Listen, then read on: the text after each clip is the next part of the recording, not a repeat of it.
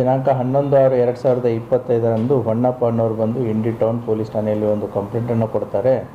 ಅವರ ಅಕ್ಕಾದಂತಹ ರೇಖಾ ಇವರು social welfare ಡಿಪಾರ್ಟ್ಮೆಂಟಲ್ಲಿ ಕೆಲಸ ಮಾಡ್ತಾ ಇರ್ತಾರೆ. ಇವರಿಗೆ 4-5 ವರ್ಷದ ಹಿಂದೆ ಗಂಡ ತೀರ್ಕೊಂಡಿರ್ತಾರೆ. ಅವರಿಗೆ ಅನುಕಂಪದ ಆಧಾರದಲ್ಲಿ ಸೋಷಿಯಲ್ ವೆಲ್ಫೇರ್ ಡಿಪಾರ್ಟ್ಮೆಂಟಲ್ಲಿ ಕೆಲಸ ಸಿಕ್ಕಿರುತ್ತೆ.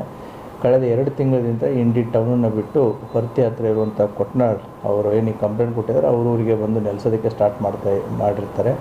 ರೇಣುಕಾ ಅನ್ನೋರು ಹೊರ್ತಿಯಿಂದ ಇಂಡಿಗೆ ಪ್ರತಿದಿನ ಹೋಗಿ ಬಂದು ಕೆಲಸ ಮಾಡ್ತಾ ಇರ್ತಾರೆ.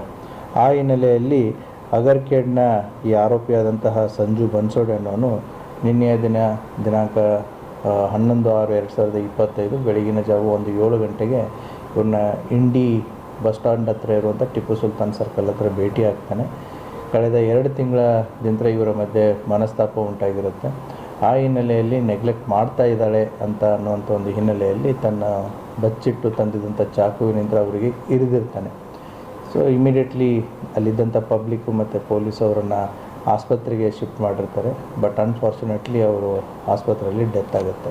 ಆ ಹಿನ್ನೆಲೆಯಲ್ಲಿ ಇಂಡಿ ಪೊಲೀಸ್ ಠಾಣೆಯಲ್ಲಿ ಕ್ರೈಮ್ ನಂಬರ್ 54/25 ಅಂಡರ್ ಸೆಕ್ಷನ್ 103 ಅಡಿಯಲ್ಲಿ ಪ್ರಕರಣ ದಾಖಲಾಗಿ ಆರೋಪಿಯನ್ನು ಈಗಾಗಲೇ ಬಂಧಿಸಲಾಗಿದೆ.